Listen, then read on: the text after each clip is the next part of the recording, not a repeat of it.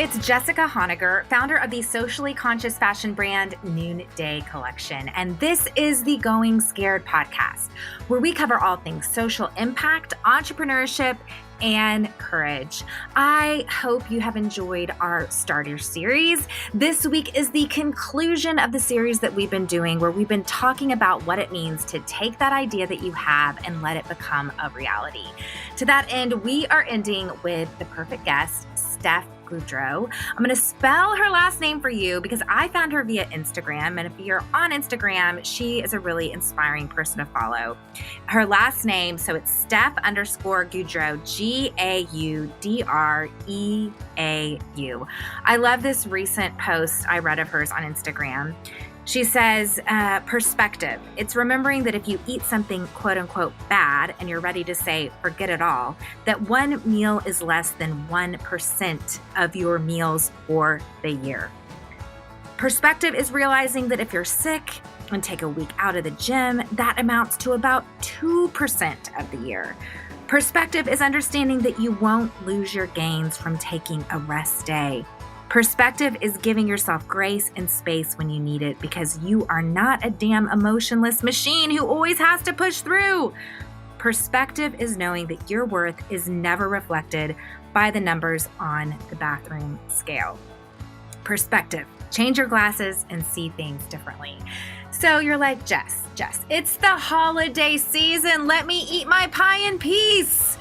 But the truth is, this holiday season has always caused a lot of stress in my life as someone who has tied a lot of my value to the scale and who has taken oftentimes an all or nothing approach to health and has been like, screw it, it's the holidays. I don't want that for you. I want you to be able to start off your 2019 feeling really great. And so we're going to spend today's conversation talking about her journey of starting health.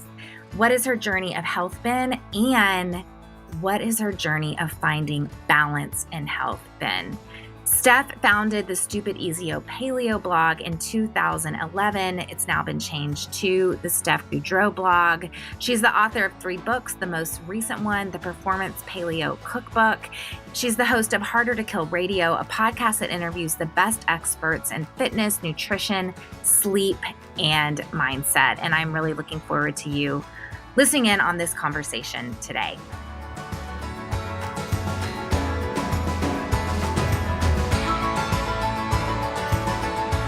But I wanted to start off because I find that people that are in the fitness and health space often are teaching what they themselves need to learn and usually have a significant story of how they got there. And I wanted you to share what's the story behind your story of how you kind of got into this space.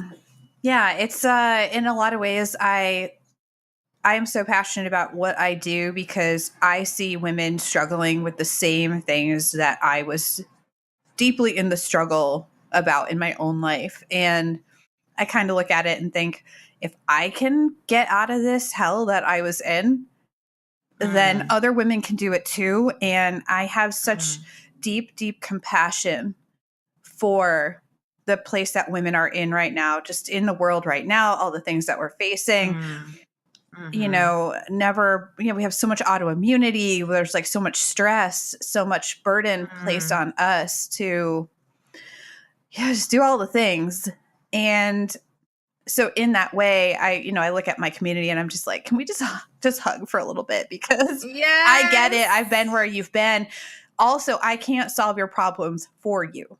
Right. I can. So right? true, which I think, like how many times have I like put the fitness magazine in my grocery cart as I'm checking out? And I think just by buying, like it says mindfulness. So just by buying the magazine, it's going to solve my problem. And it's like, no, you actually have to do that. Yeah, you can't short circuit this. Like there's no shortcuts to health and wellness. You have to keep showing up. And it's not just, I think the mistake that people make is thinking, okay, I'm going to go super hard. I'm going to go hard at this for like a week or two. And then boom, I'm done. And I look at it as the reverse. It's a lifetime. It's like your car. It's like a lifetime of maintenance. And what's the level of maintenance that you can get to and commit to such that it's not something that you have to fight with yourself over. It's not a willpower battle every day, but that you can still maintain that health and, like you said, feeling good in your body. So in a lot of ways, I come to this from a very personal experience of so much dieting,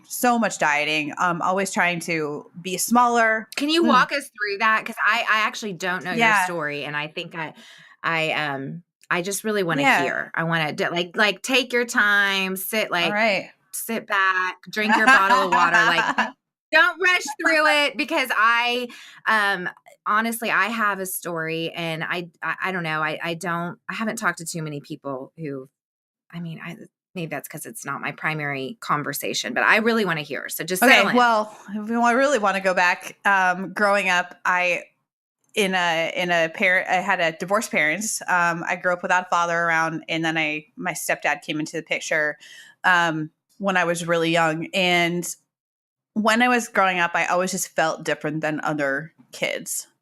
I was just like thicker, chunkier, whatever you want to call it. Like everybody's like, "Oh, you're just a chubby kid," and I was always in sports, but my stepdad was really verbally abusive and to my sister and myself, and she was always like the dumb one, and I was always the fat one. You know. So I definitely, as I've gone through this journey and like started to unpack a lot of this stuff for myself, I know for sure that those early experiences laid a lot of groundwork. Laid a lot of the foundation for how I viewed myself as I grew up and went through, adolescence and early adulthood. And that really affected me. That was really damaging to me. I always thought there was something wrong with my body because I was all right, I was the fat one. And I exercised, like I was in sport. I don't want to say exercise. I wasn't out there like, Mom, I'm going to the gym, but I was in youth sports from very early age. Started doing dance at about probably 7 or 8. And then soon after that joined soccer and played sports like my whole life. And as long as I was. So you were super athletic and healthy. I mean, when you look back on that little girl, or you even see pictures, how do you reframe that? Like, because like, were you fat? You know what I'm saying? Like, I don't know. Like, what is fat, Exactly. I guess? I think just compared to some of the other girls, and I was like, oh yeah, all these other girls are way skinnier than me. They're thinner than me. I definitely just have, and when I look at the women in my family, I look at my mom and my grandmother. We come from Eastern European, Polish, Ukrainian farming stock. We're just like hardy people. And I look at sort of that maternal line in my family too. And I'm like, yeah, I'm not tiny. And genetics is, I'm not going to be. So yeah, it's like you're looking at your family and clearly you're genetically disposed towards being a more athletically built woman. Yeah. And I actually tend to build muscle very easily. Okay. When women I know are like, I'm struggling so much to put on muscle mass. What are you doing? And I'm like, I'm lifting some weights like twice a week. So it's just how I've always been. And when I looked around at my classmates, for example, my sister, who happens to take after more my dad's side of the family, she's much thinner and taller and was everything I always wanted to be and wasn't. I just always had this feeling of like, there's something about me that's not right. I should be out. And I remember at a very early age, and they say girls, younger and younger and younger now believe that they need to go on diets and they need to lose weight. And it breaks my heart, but I remember that too. And, oh yeah.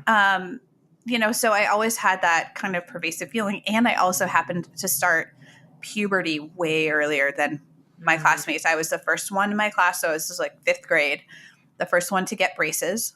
I lost all my, I had all my adult teeth by the time I was in like 3rd grade. So braces at 10, got my period at about 10 and a half, first one in my class to start, developing through puberty and adolescence. So that just made me feel even more like I stuck out like a sore thumb. And I was athletic and I was active. And in a way that sort of that early on became ingrained in me as sort of like, well, this is the way you control your weight. This is the way you keep yourself from getting any bigger. You got to stay active, got to exercise. And I love, I love being active, being involved in different sports. Like it brings me a lot of joy now, but there was a period in my life where that was not the case. And we'll probably talk about that. So, just early on, I started out with this, had real huge perfectionistic tendencies, loved school, loved learning, definitely teacher's pet kind of kid. But I was always trying to make things perfect, because if I was perfect, then I could be loved and I wouldn't be subjected to people's, criticism. If I just did it perfect, then no one can criticize me. And that's been another thing I've had to work through and unpack as I've gotten older, to see how that plays out even in my own, entrepreneurship, and learning that things are sometimes better, that they're just done and they're not perfect, but they're just done and they're good, and you just ship them out. And it doesn't mean that you stop refining things, but yeah, so there was definitely a lot of that going on, even from a really young age. And as I got a little bit older, I was in high school, continued to play sports, do my thing. That was great. But I always just felt like I needed to change my body. My body wasn't right. It wasn't good enough. And if I could just get smaller, I'm sort of like the unofficial captain of Team Thick Thighs over here. But my thighs were like the thing I hated the most. It was like, if I could just, like, why are they so big? Why do they rub together? Why can't I fit in pants like everybody else wears? I just wanted to be smaller so that everything would just be good, and it would, like, all my problems would go away. And which is what we tell ourselves, which is also not true. So then you start fixating and creating this like idealized version of yourself of, well, if it was only like that, then I could escape all of these feelings. Absolutely. Also not true. So, I don't have an exact time in my mind, or looking back, when the eating behavior also started to kind of match. And by the way, I forgot to mention that this will come back later in the story, that when I was really young and I did get my period for the first time, and I was going through that, I was getting super, super sick all the time, super sick all the time. And my mom actually took me to a gynecologist at the age of probably about 11. And I mean, most 11-year-olds aren't going to a gynecologist. And I remember, because my cousin has endometriosis, my mom was just like, I want to get you checked out because maybe something's wrong. And I had a pelvic exam that day. Like, hello, like, what 11-year-old is ever prepared for that? And that was the outcome of that, was like, no, there's nothing wrong with you. And so that was instrumental. That was like a key piece of it as well, because I was like, but I feel fucking terrible. Like, I'm so sick. I can't go to school. All I can do is lay in my bed and like writhe, and just hope for it to pass. And, that was one of the things. Oh, that's such a debilitating sickness. Yeah. And so early on, I got another kind of like message and a way of looking at the world, which is like, all these authority figures tell me that nothing's wrong with me, even though I feel so terrible and so sick. It was like, you'll outgrow it. I remember when I was about 16, my period started. I was in school at high school, and I called my mom and I said, Mom, you gotta come get me. And we lived like 30 minutes away from the high school that I went to. So I went to private school. And I remember as she drove up to get me, like, I'm just barfing in the trash can outside of school. Wow. Like, that's how sick I would get. And so I learned early on that listening to my body, what's the point? Because everybody, I feel terrible, but everybody who has authority is like, you're fine. There's nothing wrong with you. It must be in your head. Right. There was no message of like, listen to your body, trust your body. Your body's trying to say something. No. So when I was actually 33, I was diagnosed with endometriosis. Like, long story short on that. So I was like, oh, yeah, okay. God, you went all that time without a diagnosis. I did. But, when I was about 19, I got on birth control pills. Okay, and so that did help. It masked my symptoms for, 16 or 17 years. Wow. So that was definitely a part of it as well. And all this stuff kind of culminated. And I started to do things like just eat less food, eat as little as I could. eat really low fat. I mean, all the things that we kind of associate with dieting and being in that frame of mind. And then when I was my freshman year of college, my senior year of high school, I stopped working out. I stopped doing sports, and I got a job at a grocery store. So I wanted to make some money. So I stopped exercising, period, and I gained a lot of weight that year. And then I thought, okay, freshman year, I joined the gym down the street from my house, and I was like, enough is enough. And I started, tootling around on machines and stuff, and I had no idea what I was doing. But that really, I was in that environment, and I noticed like a lot of the trainers, they'd walk around and eat, a big tub of rice and plain tuna fish on it. And I was like, all right, well, that's how we're going to do this. Cause look at them. Guys, so you were probably part of the baked potato with salsa phase too. Anything to eat low fat. The Snackwells, Devil's Food Cake cookies. Oh, the Snackwells. We could, that green package was my life because it was 100 calories, right? Oh yeah. So the low fat, the just eating as little as possible. I did Weight Watchers. I did. I did my first Weight Watchers meeting when I was 8, girl. Oh gosh. Oh yeah. Oh gosh. Checked those boxes. So I did that. I just ate as little as I could. I was just eating super low fat. And I thought all these things were really healthy. Meanwhile, I just kept feeling kind of like junk all the time. And, I tried isogenics. I mean, I used to do the firm in my living room, which was like, I don't know if you remember the firm, but it was kind of like the home workout, right? And Denise Austin, I used to do Denise Austin in my living room, which is great. Yes. Like, did you ever do Taibo? I was such a Taibo girl. Absolutely. And like, in a way, I try not to diss these things some of them too hard, because like, if that's how people started and got active, got off the couch, that's fantastic. Oh yeah, there's nothing wrong with these things. It's us. Yeah. The problem is with our mindset and approach, right? And which is what your brand is all about. You're never happy. It's never enough. And so I would weigh myself in my brain. I was like, I need to be 125 pounds. I don't know where that number, where did that number come from? I don't even know. And I ask this to women all the time. I'm like, they're like, oh, if I just lost those last 5 pounds. And I'm like, okay, so that would put you at, I don't know, some number. Where did you get that number from? Mm-hmm. Were you like, was that what you weighed when you were 12? Because I actually see that quite a bit. Women are like, well, that's what I weighed before I had kids. And I'm like, well, when did you have your first baby? I was 22. I'm like, you're 45. Like, your body's changing. Right. I mean, yeah, it's the weight that I was when I was. Have this stupid number that makes our lives miserable when we fixate, when we choose to fixate on that. I'm like, if you can't be happy 5 pounds away from this made up weight that you think is going to be your happy weight, if you can't be happy now and you're 5 or 10 pounds away, you're never going to be happy. Yeah, you're just not. And I understand. I'm very understanding that some people really do. They really do want and need to lose a significant amount of weight to feel healthy, to have energy, to, get rid of all the health issues that they're dealing with. And I respect that. But what I have a hard time with is and this happens a lot in my community, and it happened to me, right? If I couldn't be happy at X weight and I was like, well, I just need to get to 125, then what's preventing me from being happy right now?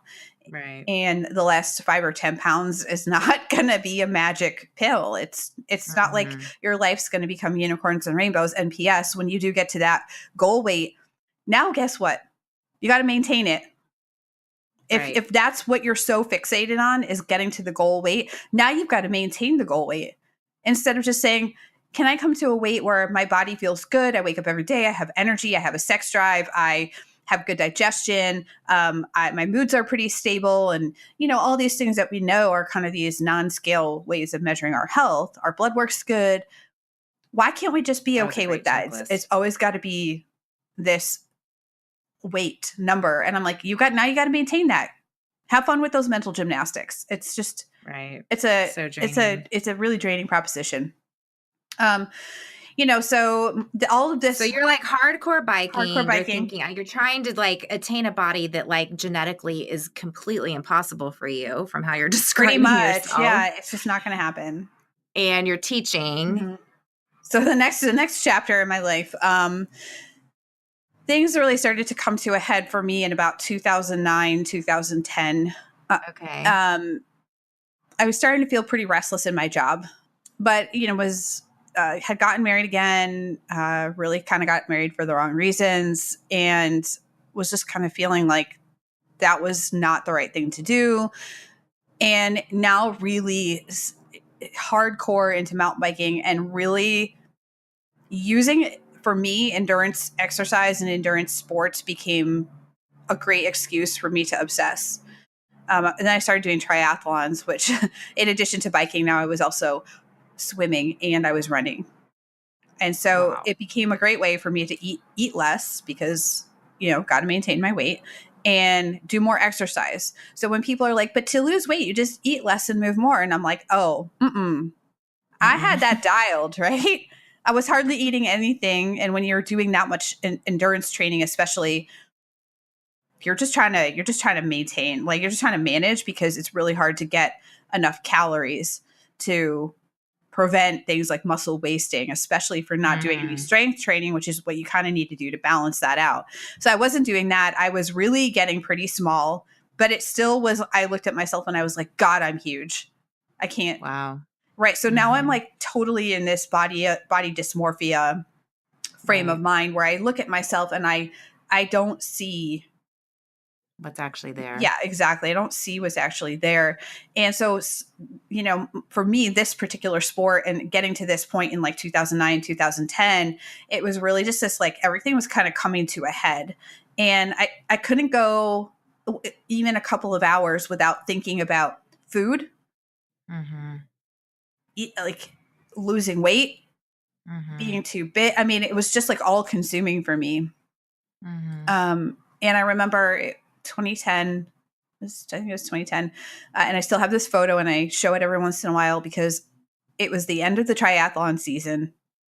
It's probably the smallest I've been in, like years. And my ex-husband took a photo of me at this waterfall in Lake Tahoe after we had done this race and showed me the photo later. And I was just like disgusted with how I look. I was just like, why? I just thought I looked enormous. And I look at that picture now and I laugh because I'm tiny, I'm compared to now when I feel good in my body, like I'm just absolutely wasting away in this picture. So it's crazy to me to think about how I just could not have an accurate picture of myself in my own mind. In 2009, friends of mine who I knew through mountain biking were like, we're going to try this thing called paleo. And I asked them what it was. I had never really heard about it.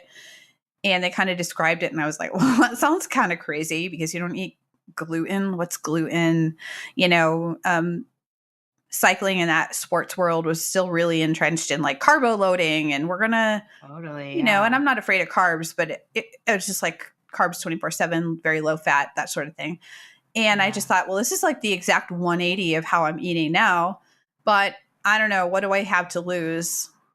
Everything else I've tried hasn't worked. So might as well try this too. And I decided I was going to go through the holidays and have my holiday fun. And I was like, I'm going to eat all the things. January 2010 rolled around and I went through my cupboards and like my fridge and cleaned things out and got some cookbooks, which, by the way, back then there were like 2 cookbooks. It was like, it's crazy. Paleo Comfort Foods, and for Charles and Julie Mayfield, and Make It Paleo from Bill and Haley Staley. And so I got those 2 cookbooks and I was like, yeah, I'm going to do this. It looks different, but I like to cook, so I might as well give it a shot. And within a few months, I started to feel a lot better in my body. Really? And this was like a long, it didn't happen overnight. It didn't happen within a couple weeks. I didn't lose weight, but I started to feel more energetic. Well, thank you. I really appreciated hearing kind of the full story behind the story. And I know a lot of your own personal message now is all about kind of coming up against this diet culture. And yet I think you could look at paleo and say it's a diet.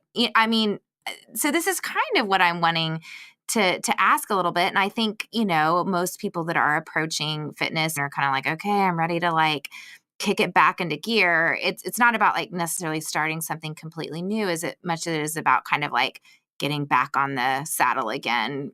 And talk to me a little bit about holding this tension of, you've been like years and years, and obviously when our brains, they're neuroplastic and they create these pathways, these negative pathways, right? And for those of us that have been dieting since we were little kids, like, making new neural pathways in our minds, is a lot of effort, right? It causes a lot of effort. And so in order to kind of do that, you have to kind of get off the path you were on and start like braving this new trail where you're walking more in balance, and you're not obsessing over perfectionism, and you're no longer counting all the things, and you're no longer having this perfectionistic thinking like, oh, I screwed up today, it was a horrible day, or oh my gosh, I ate some rice, now I'm going to be screwed forever, all of that. So how are you coaching people in kind of coming out of the obsession and into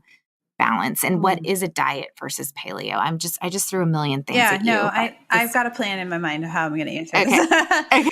Okay. So yeah, I started eating pretty, I had a list of yes or no foods when I started paleo, and that helped me just wrap my brain around things and get started. But I will tell you, I don't believe in strict paleo anymore, and I've rebranded, and I'm very interested in more bio-individual approach to nutrition for people. Now, that being said, there still is this like common thread of real whole food, nutrient dense foods, but asterisk, we're all different. We need to figure things out. We've got different, perhaps, underlying health problems, metabolism issues, autoimmunity, fertility issues, preferences with the food we eat.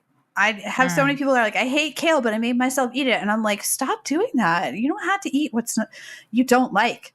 I mean, at some level. And yes, if you're like, I never eat vegetables because I think they're disgusting, then we need to sort of talk about maybe more palatable ways to prepare them. But,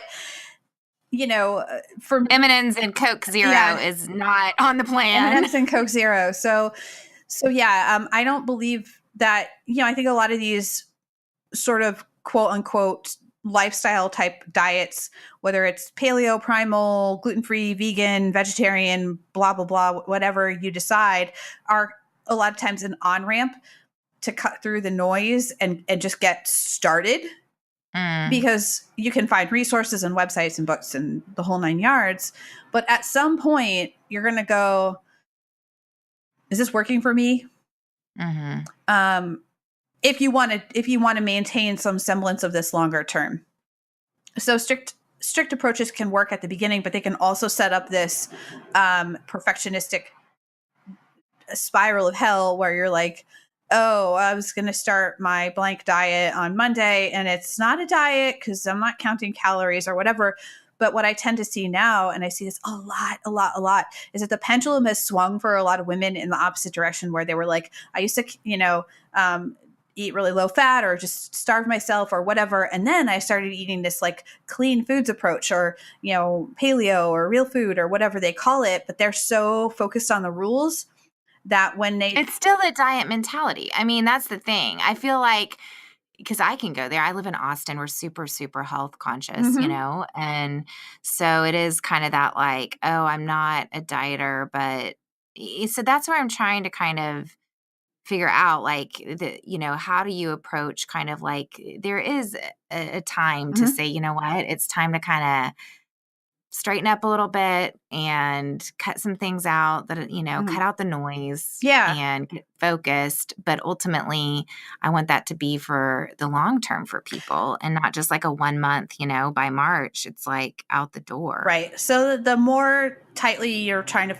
stick to a list of foods, just know that that's going to create for a lot of people some tension and problems long term.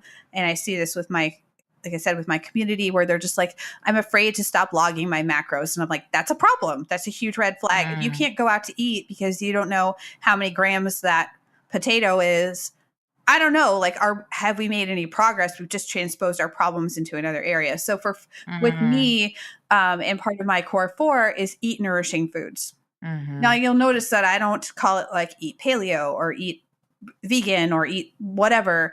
Um, and that could be hard for people because they're like, well, but what should I eat? And I'm like, well, that's not something I could bestow upon you. We have to have a conversation. Here's a framework. Sure, we'll give you a list of like this is what a real whole nutrient dense food is. Here's this pile of foods over here. But what if you don't like this food? Or what if for you culturally, rice is a huge part of your heritage. I mean, I Oh my see. gosh, I thought that because I work in cultures where it is primarily rice. Mhm, Now, I will tell you this, and this makes me super sad, but I'll be working in tiny little villages in Guatemala where the primary food is corn and black beans, mhm, and I am meeting people that are really overweight and diabetic, and so I do see, or especially in Uganda, the food, it's kosher, it's a starch. I mean, mhm. it's just and there's so much diabetes there. So in that sense, I'm like, it's like proof is in the pudding there, where you see when your primary diet is that it certainly can lead to, But I also wonder what's the prevalence of processed, I wonder that too westernized now that food I'm saying in this. that. Yeah, Yeah. because I'm like, as I'm talking to you, I'm like picturing all the little tiendas Yeah. that used to not be there that are like Coke and Yes. M&Ms and Yeah. M's and yeah, Right. yeah. So, so I think that there has to be a conversation about that. But how I break it down for people is this: food is not just it is what you eat. Yes, it's also how you eat it, Mm, and that's good. it's why you eat it, Mm, and it's when you eat it. And so we don't need to micromanage these things. But for example, I see a lot of women in my community who are like on this, carb kick. So fat used to be the enemy and now it's carbs because if you cut your carbs, then you'll be leaner. And just, if we've got blood sugar issues, then yes, going relatively lower carb and sticking, getting rid of the processed foods and the cakes and candies and soda and alcohol, frankly, is is a huge first step. But being afraid to eat an apple, like, why are we at mm, this point now? So, understanding what are our health goals, all that stuff matters. But if we can focus on this like real whole nutrient dense food framework, stick to foods that are relatively unprocessed, think about slowing down when we eat. I mean, so many of us are eating while ugh, distracted. We're doing 100,000 things. We don't have time to. girl, yeah. Sorry, I Yeah. kind of almost just No. interrupted. I think it's because I literally I do everything fast. I'm just one of those people. I mean, I think a lot of entrepreneurs are, right? We're just Mhm. like, I think fast, I walk fast, I drink fast, I eat fast, Mhm. I talk fast. I just interrupted you. So, and one of my friends, like her whole goal for the entire year was just to eat slowly. Mhm. And, I just think, man, I've even thought, like, old school, like, if I, like, gave thanks before every Mhm. single meal and paused and just thanked God for what I was about to put into my mouth and then ate the meal, like, in, twice as much time as normal, I just wonder if those 2 small changes would actually transform, Right. like, everything. Yeah, so a lot of women are focused in my community are focused on cutting the carbs, or micromanaging their macros or whatever it is. And isn't awareness, and if you have portion distortion, which a lot of us do because we live in this sort of bipolar state of like we're just going to eat as little as we can, but ps when we go out to like chain restaurants, these portions are freaking huge. So if we quantify our food for a short period of time just to get used to what does it look like on the plate. I use a Right. visual plate method with my clients, which is like, let's divide this plate up into like slices of a pie, and how can we fill the plate such that we're going to end up with a relative balance of macronutrients and not have to perform mental gymnastics or break out a calculator. I think that's really important. But what a lot of women and people in general are missing are these other things. They're eating while they're super stressed out. And we know that when the body is in a sympathetic state, we're not digesting our food as well. Mm, So I've got a lot of people that have digestive problems. They're like, Steph, I I eat my lunch in 5 minutes and then I'm bloated the rest of the day. Or, Mhm. they've got IBD, IBS, they've got some kind of autoimmunity, they've got allergies, like they've got all sorts of gut problems. Are you chewing your food? Are you slowing down? And like you said, giving thanks. I think that is one, if that works for people, is one easy way to sit down, be present.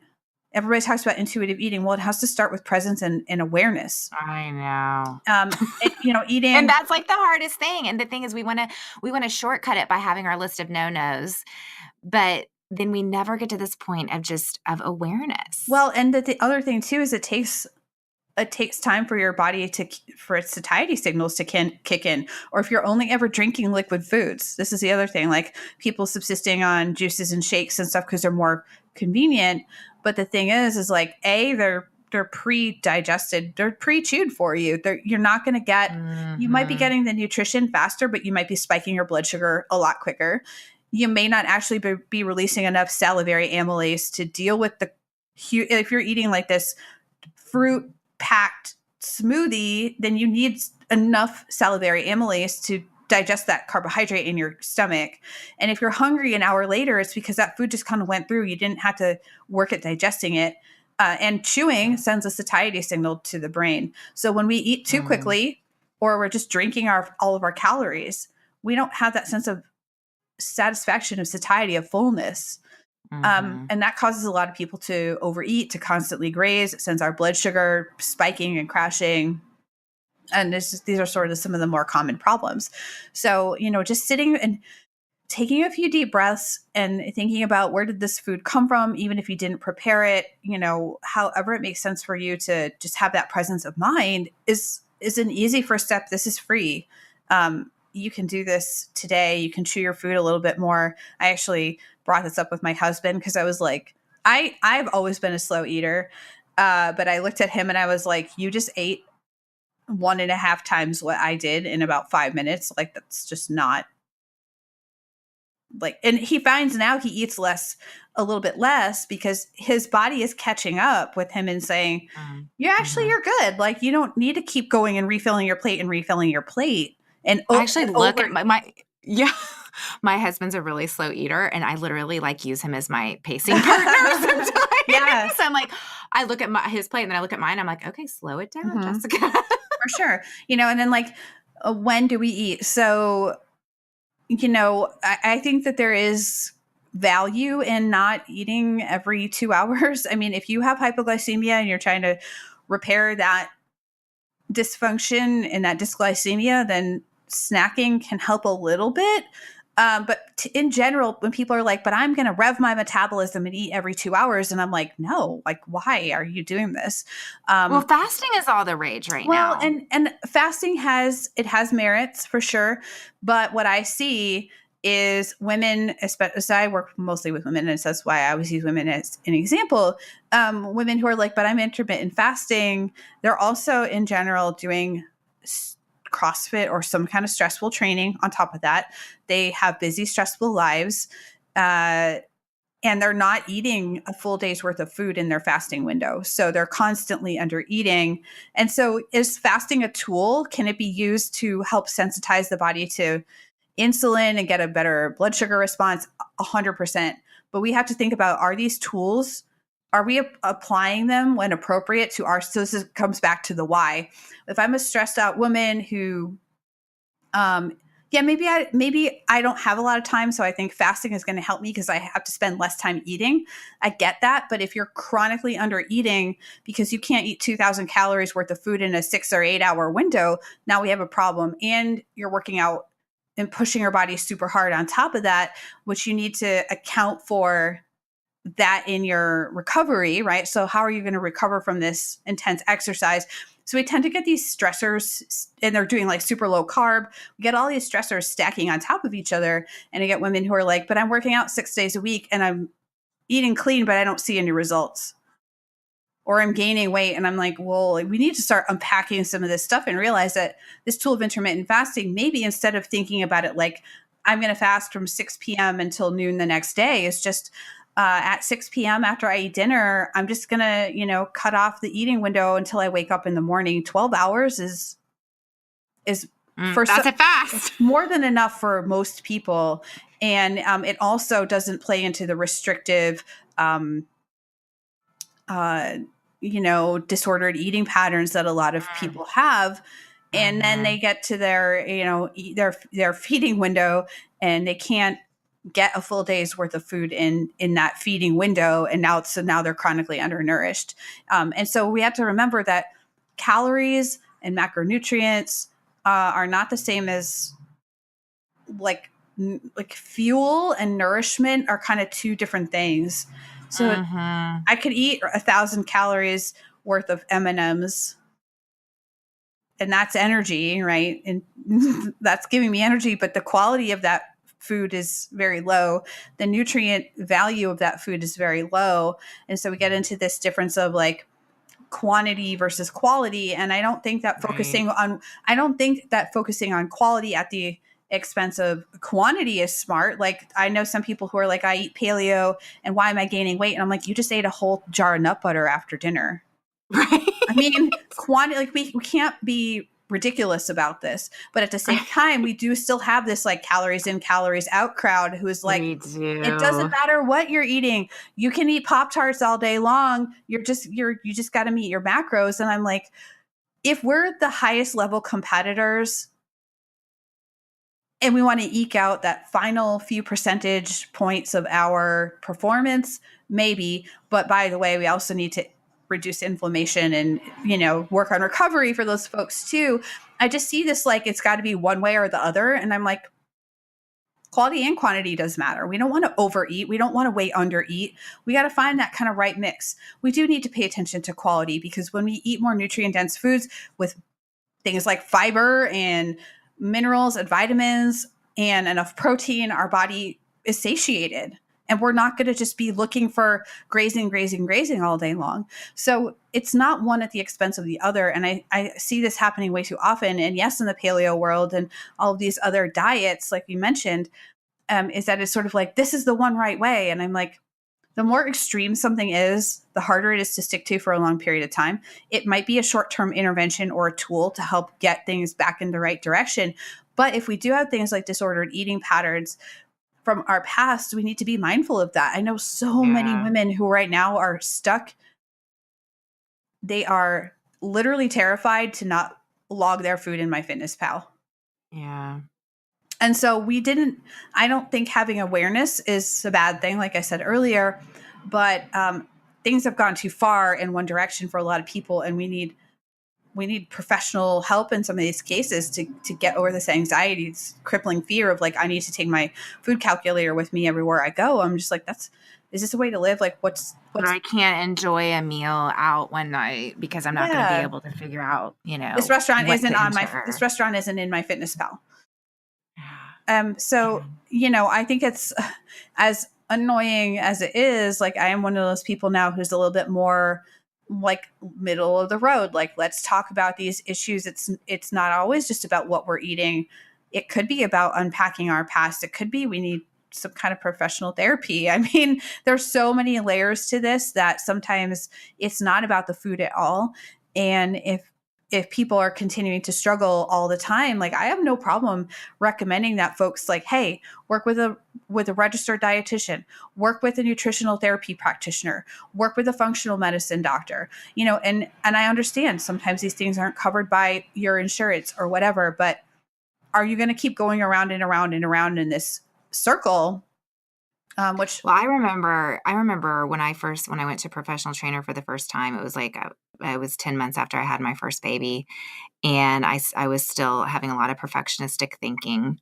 I had even seen Heidi Klum and I our oldest kids are the same age. Hers is like 6 weeks older than mine. And I remember laying on the couch when I was about to have my first baby and watching TV, and she was walking the catwalk like 6 weeks postpartum. And I was like, oh, look at that. The weight just falls off. And I'm like, walk into the gym 10 minutes later to meet this trainer. And I'm like, Heidi Klum's weight just fell right off. And he was like, Jessica, I don't think you've ever looked like Heidi Klum. Like, like that should not be your standard. But the most powerful thing is he saw a lot of that anxiety in me that like, give me the formula. I can't stand this extra weight. Like it's gotta go.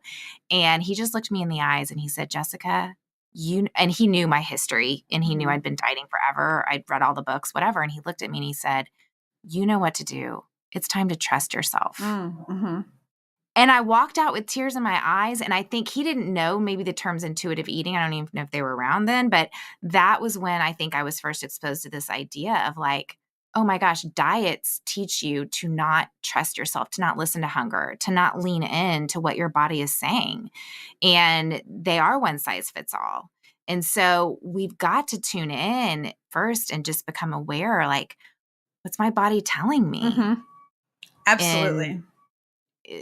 And it's the hard work. Like it's the work that we don't want to do because it's so vulnerable and tender and involves a lot of rewiring the stories that we've told ourselves. But if we're not doing that, then we're just going to just keep going. We're going to be glued to freaking MyFitnessPal for the rest of our lives and not actually enjoy life. Yeah. Fitness and nutrition and stuff, this is not, unless this is your job, it's a means, right? It's not the end. And I think for what it's worth, that social media, et cetera, has made like this, it's sort of like that's the goal. And I'm like, the goal is just to feel good enough in your body so you can really do the things in your life that you value. And you're absolutely right. And I brought up that story earlier about like being told by the doctor that there was nothing wrong with me because I learned to stop listening to my body and to stop listening to myself. And this is such a common thing that women have experienced, right? We've been told we couldn't possibly know what's right for us. And like, we need to be told by experts what the right thing is. And everybody knows the right solution for us. And letting go of that, there's a difference between even just the language that we use. Like, I can't eat this food versus I choose not to eat this food. And like allergies and whatever aside, right? If you're a celiac, then you really can't eat gluten because it's going to make you sick. Absolutely. But if it's if we're talking about in the sense of dieting, like I can't eat XYZ, well, like the word can't is moving that locus of control away from you. It's now not your decision anymore. And can I bring that decision back to me by using different words like I choose not to, or I don't eat this thing, or it doesn't make me feel good. And for a lot of women, starting like this idea of intuitive eating when they're logging and deep in that world is like, how do we begin? And so one of the things I talk to my folks about a lot is like just tuning into how your body feels. Just how does it feel right now? Where do you feel like you're carrying your tension? Are you holding your body in a particular posture? I know for me, like I still, all the time I catch myself sucking in my gut. We're told, right? From early on, like sucking it in and like we're not breathing properly. We're stress breathing through our chest. We're not breathing through our diaphragm. I mean, these are just really basic things. What's going on in my body right now? If I feel stressed, how do I feel stress manifest? When I'm sitting down, am I just being mindful of my food right now in the moment, how it looks, smells, where did it come from, who prepared it? Even just that level of awareness and mindfulness and cultivating that is a good first step for a lot of people, because you're right. We've been told, and I can't even tell you how many times, and I've counted macros before. So if anybody thinks I'm just batching it just for the heck of it, I'm not. Because I've done it for cutting weight for weightlifting meets. And I just remember feeling so hungry and going, well, I ate all my food for the day. So too bad. And, did I lose a couple of pounds and make weight for my weight class? I did. But, for me, I was like, why am I going to maintain this and like be thinking about food all the time when I used to think about food all the time? I'm so over that. So I'm just going to go back to the way I eat, and just however my body ends up being is how it is. And I don't think about the weight on the scale. So it's so complicated. And you're right. Learning to have that trust and like listen to yourself and rewire. It's scary. That I stuff mean, is it's scary if you've never done it before. I mean, I definitely was in therapy for a couple Mhm. years, and I went in because I was like, I can't obsess over this anymore, you know? Um, okay, I want to ask you something. A little vulnerable, but you're in the gym now, you're in front of a mirror, you're seeing stuff now. How are you experiencing yourself now as you're looking at the image of yourself in front of you? Yeah, that's a good question. There's only one mirror that I see relatively often. It's when I go to jujitsu. There's a mirror in the women's room, the changing room. So the weightlifting gym I go to doesn't have mirrors, which I really like because I don't have to think about it and Mhm. obsess about it. For me right now in my life, my priority is to feel. Do I feel good? Do I have energy? Am I sleeping well? What is my cycle like? Is it normal? Am I relatively pain free? Which, by the way, I've managed to um, I've managed to manage my endometriosis without any heavy medication or birth control or anything like that. And I know that's not the case for every woman because we're all different when it comes to endo. But for me, I'm able to manage it with lifestyle and nutrition and some supplements. And so for me, I'm sort of like, do I feel good? Do I feel capable in my body today? And my body does, like, I notice sometimes I'm like, oh, maybe I look less lean now than I used to, when I was basically under eating. And I just kind of wrote about this yesterday, and I got a lot of people who are like, but you look great right now. Like, well done. And I'm like, that's totally beside the point. And this post was not about fishing for compliments. It was about addressing this obsession about leanness. And if we're already at a, quote unquote, healthy body composition, I see so many women who are stressing out about wanting to be leaner. It's never enough. And I'm just like, yeah, I mean, for me now, which by the way, I don't exactly know how much I weigh because I don't weigh myself, but I am about 25 pounds heavier now than when I started. I sort of like started eating paleo and I started lifting weights. And that for a lot of women freaks them out. They're like, you gained weight? And I'm like, yep. They're like, I'm off your website. But again, it comes down to like, this is the weight that my body wanted to come to Yeah. feel good and strong. And I get to do the things in my body that I want to do. And I do have a slightly different body now than when I was in my racing days. When I talked about that picture, when I saw myself and I was like, I look disgusting. And I look back at that and I'm like, you were so tiny. Mm. I like having muscle. I like feeling strong. I like feeling capable. And as long as I feel like my body is working well every day, then I'm not going to micromanage the exterior. And for Mhm. me, that's provided so much freedom. And I look at myself now and I think it's hilarious because I like having strong muscular legs now. It's just, Mm. it was like the biggest pain point for me. And it's so hilarious when people are like, I want your legs. And I'm like, girl, if you could only know Wow. what that whole story is. Because for Mhm. years, that was like the one thing I wanted to change the most. And it's the one thing I probably get the most comments on. I loved hearing Steph's journey of how she came to where she came to today. And it didn't come without a lot of struggle. And even now, she's continuing to create a mindset that is more about perspective and balance than it is about extreme and perfectionism. This wraps up this series of the Going Scared podcast. Find us again next year in 2019, where we are going to be talking about restarting. That's right. Most of the time, when we're setting our intentions for the next year, it's not like we've never committed to be healthy and to have the right mindsets and to finally get that idea off the ground. Often, when we're moving in a new direction, we're simply restarting, not necessarily starting from scratch.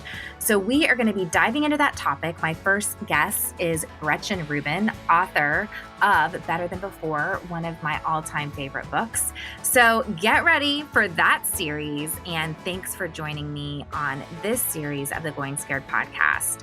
Our wonderful music for today's show is by my good friend Ellie Holcomb. Going Scared is produced by Eddie Kolpoltz, and I'm Jessica Honegger. Until next time, let's take each other by the hand and keep going scared.